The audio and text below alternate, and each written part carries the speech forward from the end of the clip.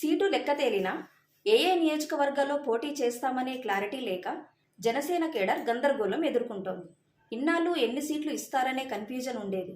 ఇప్పుడు ఆ కన్ఫ్యూజన్ తొలగినా ఏ సీట్లలో చెప్పకపోవడంతో కొత్త టెన్షన్ మొదలైంది.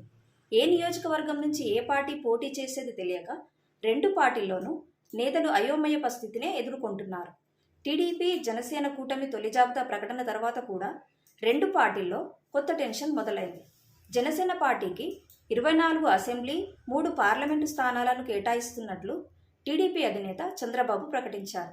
ఈ నెంబరుపై సంతృప్తి వ్యక్తం చేసిన జనసేనాని పవన్ స్పందిస్తూ ఎన్ని స్థానాల్లో పోటీ చేస్తామనేది కాదు, ఎన్ని చోట్ల గెలుస్తామన్నదే ముఖ్యమని క్యాడర్కు హితబోధ చెప్పారు. అయితే జనసేనలో చాలామంది నేతలు 24 సీట్లతో సరిపెట్టుకోవడాన్ని జీర్ణించుకోలేకపోతున్నారు. పొత్తు ధర్మం పాటించలేదని కొందరు బహిరంగ విమర్శలు చేస్తున్నారు. కానీ అధినేత పవన్ సంతృప్తి చెందినప్పుడు నేతల వాదన అప్రధానంగా మారింది.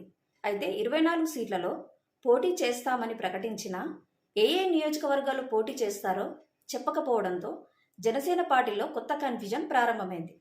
అభ్యర్థుల తొలి విడత జాబితా విడుదల తర్వాత 24 సీట్లలో పోటీ చేస్తామని ముందుగా 5 నియోజకవర్గాలకు అభ్యర్థులను ప్రకటించారు పవన్ కళ్యాణ్.